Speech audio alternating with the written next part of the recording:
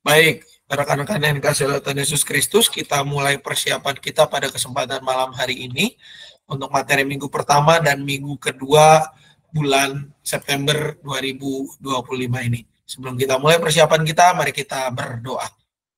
Kami bersyukur Tuhan pada malam hari ini kami boleh kembali untuk mempersiapkan diri mengajar anak-anakmu di minggu pertama dan kedua September ini ya Tuhan. Berkati jalannya persiapan ini dari awal hingga selesai, dalam nama anak Tuhan Yesus Kristus kami berdoa. Amin. Baik, rekan-rekan yang dikasihi oleh Tuhan Yesus Kristus, ini kita punya materi persiapan di mana untuk minggu pertama bacaannya itu diambil dari Yunus 1 ya. Karena bulan September ini bulannya Pak Yunus ini di sekolah minggu. Bacaannya kitab Yunus semua gitu ya. Bacaannya dari Yunus 1, temanya adalah rencana Tuhan yang keren. Nah, Yunus 1 ini memang rekan-rekan ada 17 ayat.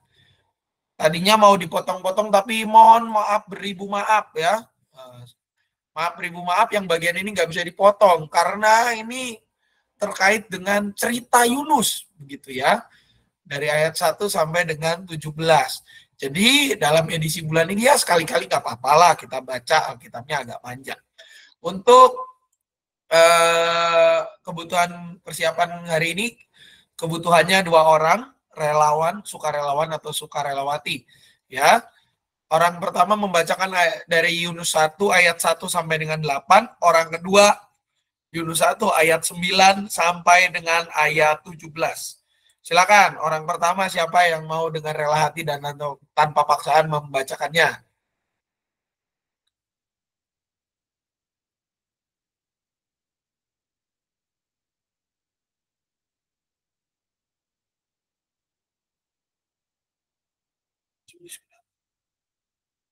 Yo, orang pertama siapa? Ayat 1 sampai 8. Oke, Kak Romai, siap. Orang kedua, ayat 9 sampai 17. Siapa?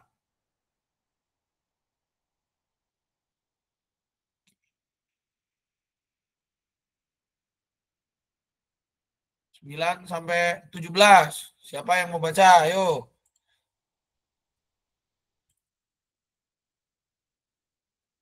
Satu orang lagi.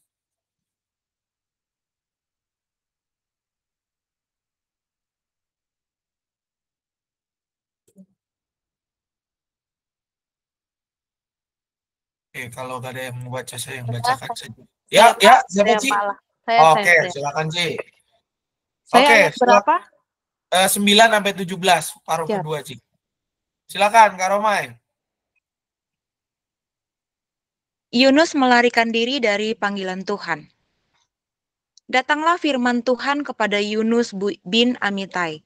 Pergilah segera ke Niniwe, kota yang besar itu, serukanlah peringatan terhadap mereka karena kejahatannya telah sampai kepadaku. Tetapi Yunus bersiap untuk melarikan diri ke Tarsis, jauh dari hadapan Tuhan.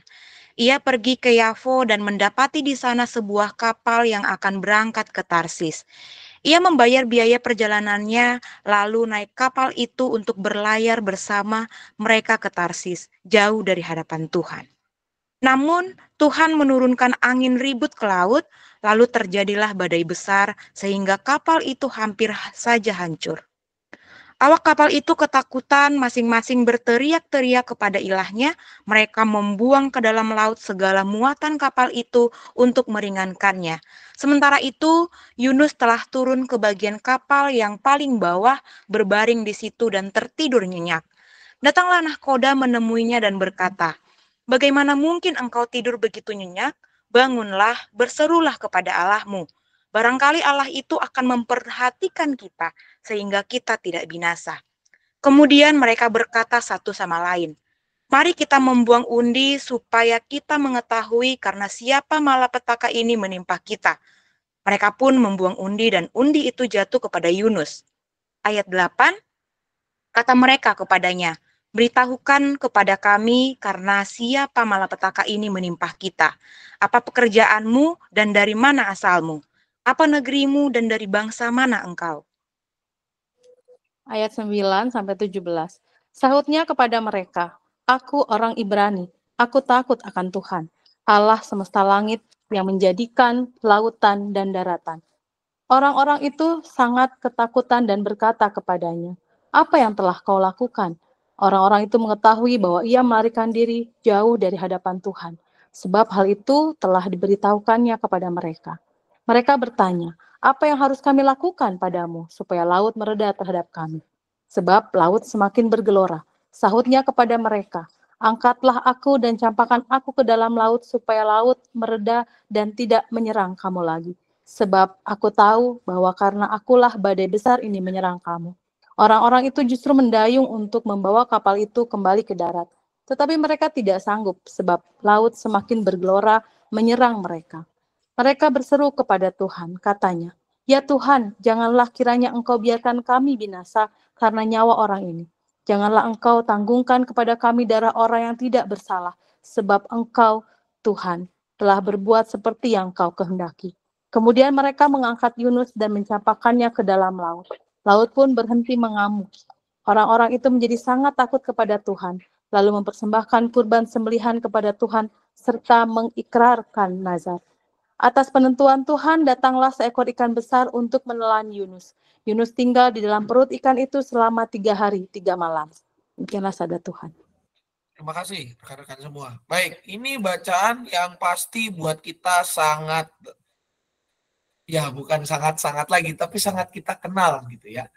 Bacaan tentang bagaimana seorang yang bernama Yunus bin Amitai, berarti bapaknya namanya Amitai gitu ya, rekan-rekan, diminta oleh Tuhan untuk pergi ke Niniwe, sebuah kota yang besar yang tidak percaya Tuhan.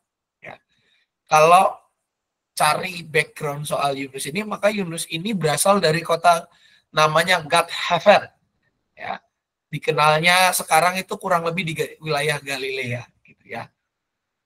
Dia hidup zaman Raja Yerobeam bin Yoas. Berarti yang namanya, kalau sudah Raja Yerobeam, kok ini sudah pemisahan kerajaan, sudah Israelnya sudah tidak lagi jadi satu, tapi Israelnya sudah terpecah.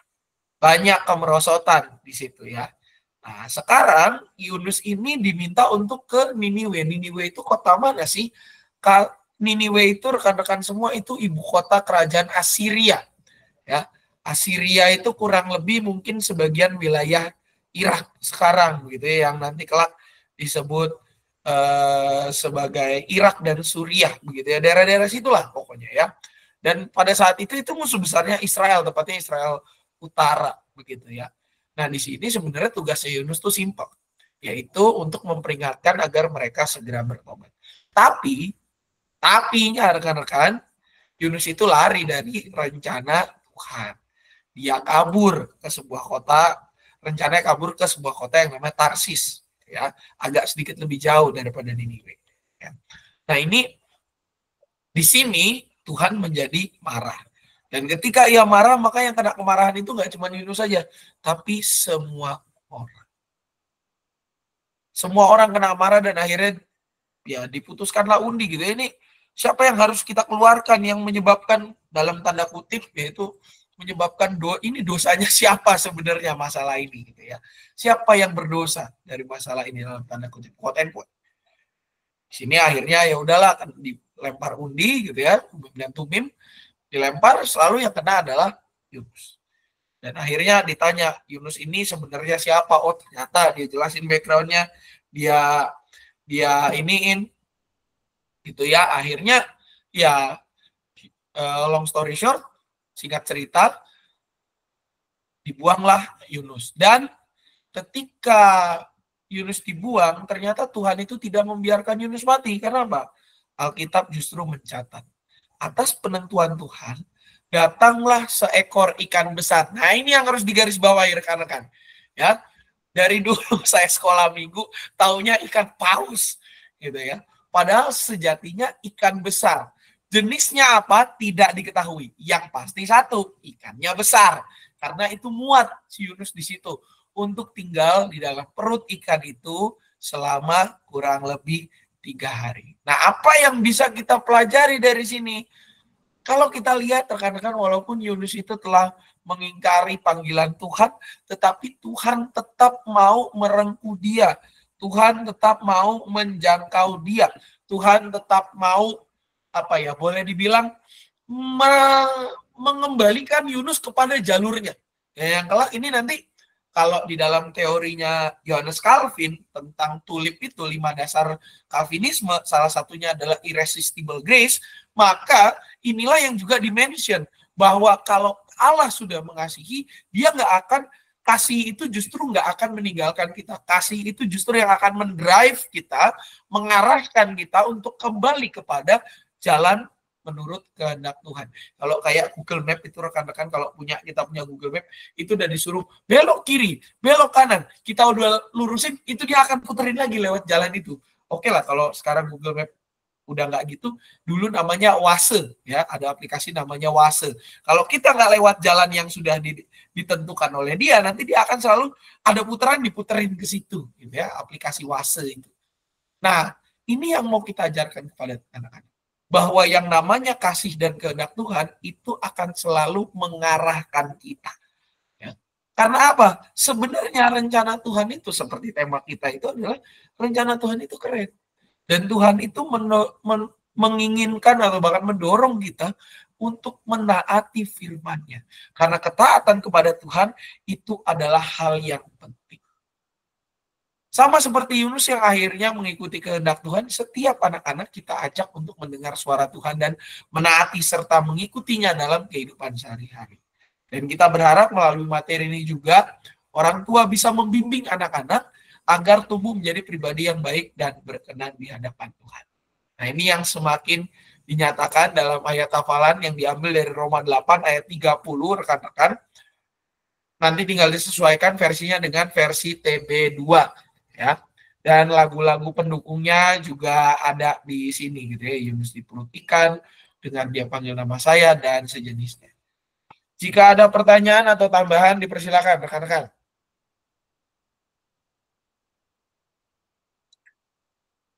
Ya, ayat hafalnya semua kelas yang ini ya, Roma 8 ayat 30b.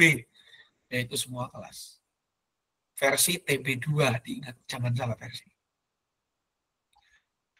Oke, kalau aman semua maka kita masuk kepada aktivitas. Untuk aktivitasnya kelas Daniel, Esther, Daud. Ini ya, gambar ini ya. Instruksinya ada di sini gitu ya, di atas untuk instruksinya. Bisa lihat di sini instruksinya. Ya. Ini untuk aktivitas yang ini nih, ini nih. Kalau yang kelas Batita mungkin dipermudah aja. Ya. Yang kayak gini, ini aktivitas Daniel, Esther, Daud. Dan untuk Yeskiel, Musa, dan juga Immanuel, aktivitasnya yang gini. Ya. Yeskiel, Musa, Immanuel. Yeskiel dan Musa aja. Ya. Immanuel malah lain lagi. Yeskiel dan Musa aktivitasnya ini, menuliskan 1 atau 2 kebiasaan buruk yang ingin mereka ubah dan langkah nyata apa yang akan mereka lakukan untuk mengubah itu. Simpelnya gini rekan-rekan, membuat resolusi tapi juga ada langkah konkretnya. Karena biasanya orang hanya membuat resolusi ke depan tapi langkah konkretnya dia nggak pikirin. Mau menurunkan berat badan, resolusi tahun lalu, tahun ini keulang lagi, gara-gara apa? Langkah-langkah menurunkan berat badannya nggak ditulis. Mau mengurangi kebiasaan-kebiasaan tapi langkah-langkahnya tidak ditulis, nah itu yang membuat resolusi kita kadang gagal. Nah, kita mau ajar anak-anak supaya apa? Mereka bisa berpikir konkret dan juga konstruktif namanya. Kalau berpikir konstruktif berarti dia nggak cuma mikir apa yang ada tujuan di depan, tapi mikirnya juga gimana caranya supaya bisa sampai ke tujuan itu. Itu namanya berpikir konstruktif. Nah, kita mau ajak anak-anak di kelas Yeskiel dan Musa, tepatnya dari kelas 3 sampai dengan 6 SD, untuk mulai bisa berpikir konstruktif. Menolong mereka ketika masuk SMP itu udah mereka akan mampu untuk menggambarkan dengan lebih baik. Itu untuk aktivitas, rekan-rekan, apakah ada tanggapan? Mohon maaf, Pak. Ya. Kebetulan saya telat masuknya. Mohon ininya, Pak, infonya untuk ayat firman-nya itu dari Yunus berapa, Pak?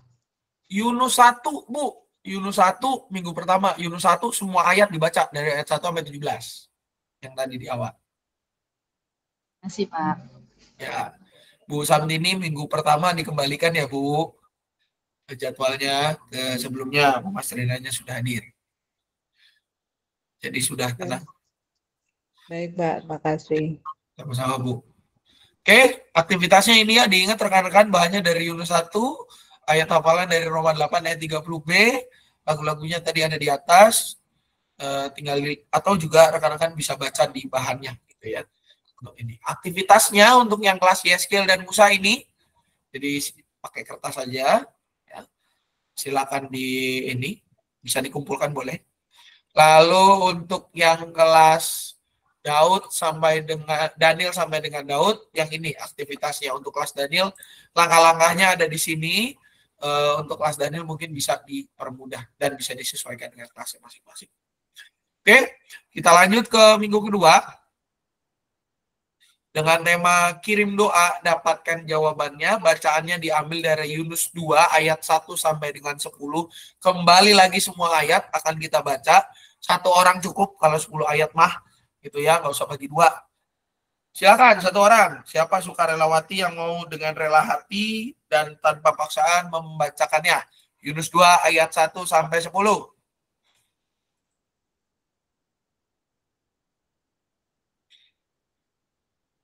Saya, Pak. Oh ya, silakan Bu Rahayu.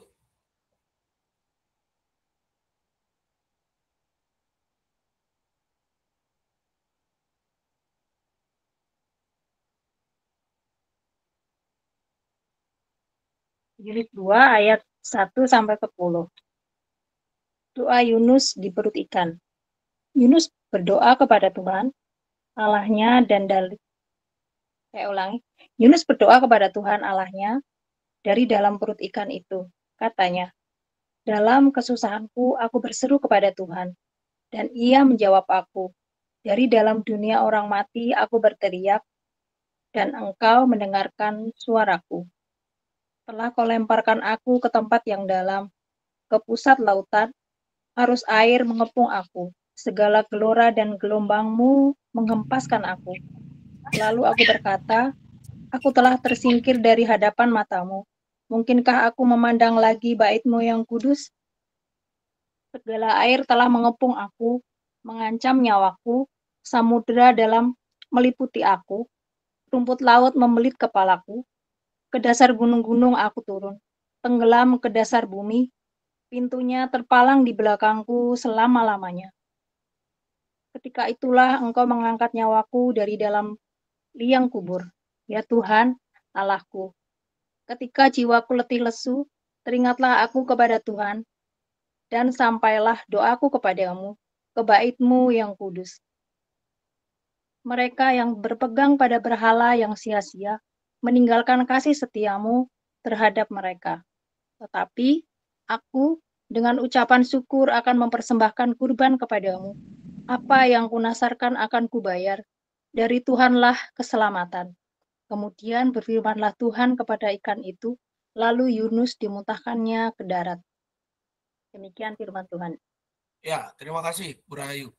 Baik, rekan-rekan semua, ini Yunus 2 menjadi kelanjutan dari Yunus 1. Sehingga apa yang dipelajari di minggu lalu, Yunus 1 itu berkaitan. Dan saya udah pernah bahas belum ya kitab ini di Bincang Sersan?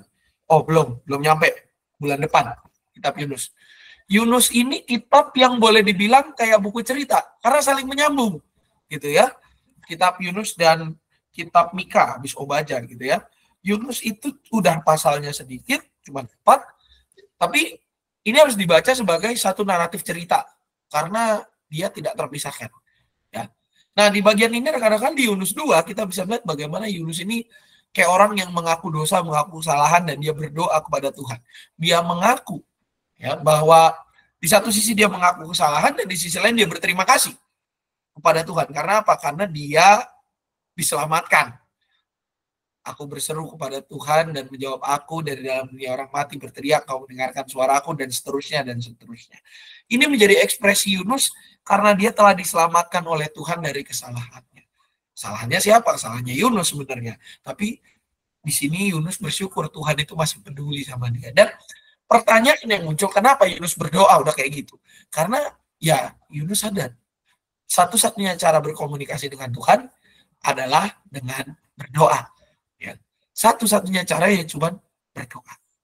Dan di dalam situasi yang sulit, Yunus memohon pengampunan Tuhan. Dia mengaku dosa, memohon pengampunan Tuhan.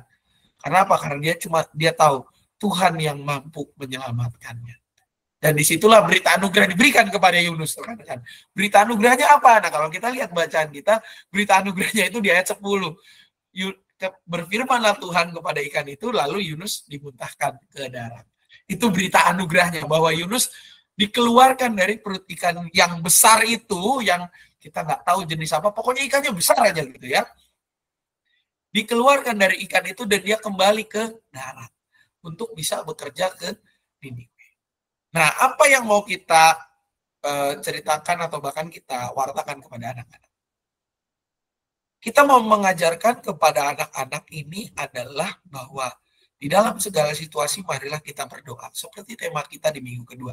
Kirim doa, dapatkan jawabannya. Di tengah segala kelelahan dan kesulitan kita harusnya tahu kepada siapa harus berseru. Karena hanya Tuhan saja yang dapat menolong kita.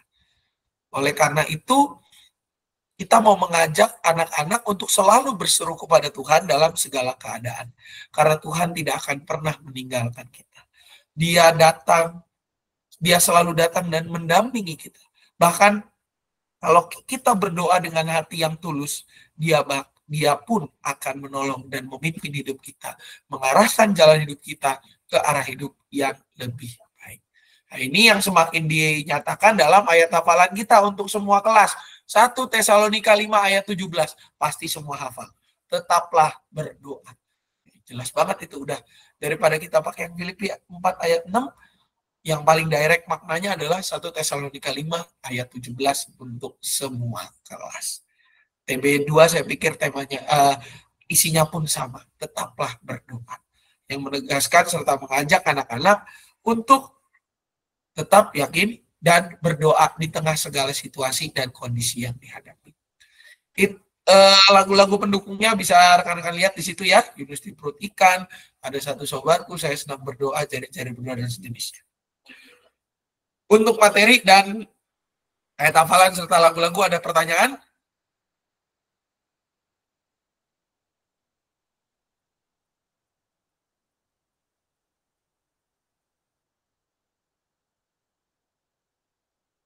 Oke, kalau tidak ada pertanyaan kita masuk kepada aktivitas untuk kelas Daniel, Esther, dan Daud yang ini.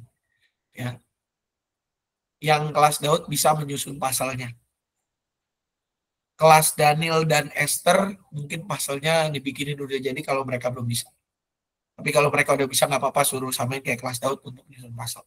Yang pasti kita mau mengajar kepada anak-anak berdoa pengakuan dosa atau berdoa memohon pengampunan. Ini menjadi sebuah experience yang sangat berharga buat anak-anak sekarang. Karena sebuah riset yang baru-baru ini saya baca, anak-anak pun sudah akhirnya menjadi generasi yang terlalu memikirkan dirinya sendiri. Ya sama lah kayak yang lebih dewasa juga banyakkan begitu. Tapi kalau sudah dari anak-anak kecenderungan memikirkan diri sendirinya jauh lebih tinggi, nah itu yang berat. Kita mau ajak anak-anak untuk berani meminta ampun dan tidak terlalu fokus pada diri sendiri. Melainkan apa? Berfokus kepada Tuhan dan juga bagaimana kita menjadi berkat bagi sesama. Ini aktivitasnya untuk kelas Daniel sampai dengan kelas Daud. Untuk kelas Daniel, Esther, Daud. Untuk kelas Yehezkiel dan kelas Musa, aktivitasnya ini. Menulis surat untuk Tuhan. Kita mau mengajar kepada anak-anak. Kenapa ini menjadi aktivitas yang menarik? Karena rekan-rekan ini menjadi aktivitas di mana mereka bisa mencurahkan isi hati mereka secara private. Jadi, kalau boleh sih saran saya, suratnya ini mereka aja yang keep, gitu ya. Saya ingat banget di beasiswa Mardiko Cawang, suratnya itu mereka keep. Ya. Jadi mereka tulis surat kepada diri sendiri kalau waktu itu, terus mereka tutup, tahun depan baru dibuka, jadi kayak kapsul waktu. Nah, kalau ini kita mau ngajak anak-anak ini menulis suratnya, gitu ya. Tulis surat, hal-hal yang seperti ini. Nah, udah beres, minggu depan dibuka. Jadi minggu depan suratnya dibawa ke sekolah minggu, supaya mereka mengerjakan dan juga dihimbau ke orang tuanya agar suratnya jangan sampai hilang, diingetin ke anak-anak ya, karena akan dibawa di minggu depan. Ya. Ini contohnya kayak gini, nggak usah kayak gini dengan bahasa yang anak-anak aja. Ini mah bukan bahasa anak-anak, ini bahasa pujangga ini ya kalau ini ya. Nggak usah bahasa yang seperti ini, bahasa anak-anak aja hari-hari mereka seperti apa. Itu aktivitas kita untuk minggu kedua bulan September ceria ini. Ada yang mau ditanyakan atau ditambahkan? Silakan rekan-rekan. Pak Sam, Ya, untuk Kak, silakan. untuk gambarnya boleh diganti kan ya? Ini kan gambarnya itu kan nggak ada warnanya ya, kurang menarik istilahnya. Boleh nggak ya ganti untuk gambar anak perempuan, anak laki-laki gitu ya, untuk laki-laki. Terus gambarnya tuh berwarna gitu, nggak pakai gambar ini maksudnya. Boleh sih, Kak. Gambar orang sedang berdoa kan? Boleh, Iya. ganti pakai yang berwarna jadi full color. Bagus sih. Iya. Nanti dibentukin jadi puzzle gitu, digunting-guntingin terus anak-anak nyusun gitu. Boleh Kak. Setuju saya tuh, bagus tuh. Oke, Pak. Sip, Makasih, Pak. makasih, Kak. Ya, nanti kelas Daniel Esther juga disamain aja lah, pakai berwarna aja. Kesian anak-anak kalau udah hitam putih, udah kayak tahun 1940 gitu ya. Oke, jadi diingatkan sekali lagi rekan-rekan untuk aktivitasnya yang minggu kedua, kelas Daniel Esther Daud yang ini ya. Nanti gambarnya mungkin dibantu carikan sama Kak Romai untuk gambar yang berwarna begitu ya. Dan juga aktivitas atasnya juga kita ajarin nih, setelah beres gambarnya dapat, kita ajarin kalau yang di kelas Daniel tuh. Suruh orang tuanya ajak anak-anak berdoa. Kemarin saya ngajar di kelas Daniel, bisa kok kayak gitu. Ayo silakan orang tuanya berdoa gini. Bisa, berhasil gitu ya. Kalau saya bisa, pasti rekan-rekan yang lain jauh lebih bisa lah gitu ya. Untuk kelas Esther juga sama diajarin, kelas Daud juga sama. Nah, untuk kelas Yeskiel sampai dengan Musa, yang ini gitu ya, membuat surat untuk Tuhan. Gitu. Oke, kalau sudah tidak ada lagi rekan-rekan, maka ini akhir persiapan kita, dan kita akan persiapan lagi untuk minggu ketiga dan keempat bulan September itu di tanggal tanggalnya nggak bagus nih. 13 September ya, hari Sabtu 13 September jam 7 malam. Kita persiapan, mohon dituliskan rekan-rekan di agendanya. Jangan sampai telatnya. Kalau bulan lalu kita telatnya dikit gitu ya, cuma 5 menit, tolong bulan depan jangan kayak sekarang telatnya 15 menit gitu ya, supaya kita bisa lebih cepat dan juga kita bisa lebih leluasa lagi untuk persiapan. Nggak perlu kita nunggu sana nunggu sini gitu ya untuk persiapannya. Jadi langsung kita bisa start dan mulai gitu ya. Ketika dibuka langsung banyak yang login, itu akan jauh lebih baik. Karena kalau kita buka ditunggu lama lagi, aduh, itu sangat tidak menyenangkan menunggu itu gitu ya rekan-rekan. Dan juga diingatkan lagi rekan-rekan, tanggal 5 September ini hari Jumat, pas tanggal merah tuh ya, ada sarasehan GSM jam 8 pagi sampai setengah 1, betul rekan-rekan? Betul Pak Sam.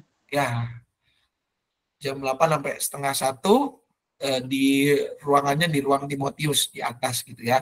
Juga mohon dicatat di agenda, jangan lupa datang kalau yang itu rekan-rekan. Juga dicatat di agenda tanggal 7 September, hari Minggu jam 12 ada ibadah syukur di rumah Bu Hari Martani. Begitu ya. Ibadah syukur di rumah Bu Hari Martani jam 12. Habis kebaktian 2 lah kurang lebih begitu. Ya. Dan juga teman-teman jangan lupa, saya belum bikin nih, pengumuman draftnya. Jangan lupa rekan-rekan untuk nonton lagi persiapannya gitu ya. Dia punya tayangan ini, karena tayangan ini bisa diakses di YouTube gitu ya rekan-rekan. Bisa kita tonton lagi untuk mengecek ayat hafalannya di mana, lalu juga aktivitasnya apa, supaya kita jangan sampai salah gitu di dalam membuat draft maupun di dalam delivery mengajar. Jangan lupa juga rekan-rekan untuk ikut ibadah pagi seperti yang sudah disepakati sebelumnya. Ada tambahan lagi mungkin dari rekan-rekan guru sekolah minggu atau rekan-rekan pengurus, silakan.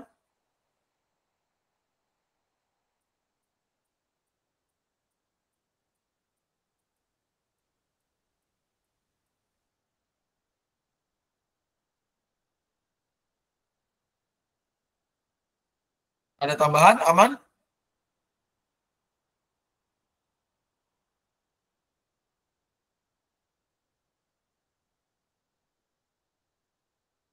Oke, kalau nggak ada tambahan lagi, maka rekan-rekan kita akan mengakhiri persiapan ini di dalam doa. Mari kita berdoa. Kami bersyukur Tuhan pada malam hari ini kami boleh menyelesaikan persiapan kami, dan biarlah apa yang telah kami persiapkan ini boleh Engkau semakin mantapkan dan Engkau semakin sempurnakan dalam pengalaman keseharian kami yang semakin menolong kami untuk boleh lebih baik lagi di dalam mengajar anak-anak-Mu. Jika sebentar kami juga akan melanjutkan kehidupan kami, berkati ya Tuhan, agar segenap hal apapun yang kami kerjakan dan lakukan, segala sesuatunya hanya menjadi berkat dan kemuliaan bagi nama-Mu saja. Kami juga teringat akan situasi dan kondisi bangsa dan negara kami ya Tuhan, dalam situasi beberapa hari belakangan ini. Biarlah Tuhan yang boleh mendamaikan segala situasi dan kondisi yang ada. Kiranya Tuhan yang melembutkan hati setiap orang yang mungkin sedang berperkara atau bahkan sedang mencari masalah. Dan biarlah setiap elemen masyarakat Engkau berikan hikmat yang menerangi hati dan pikiran mereka, agar kembali hidup sebagai kesatuan bangsa dan negara Republik Indonesia. Inilah doa kami ya Tuhan yang jauh dari sempurna, yang hanya kami satukan dalam nama Anak Tuhan Yesus Kristus, Sang Firman yang hidup, Juru Selamat kami berdoa dan berpengharapan. Amin. Selamat malam rekan-rekan, selamat melanjutkan aktivitas. Amin. Amin.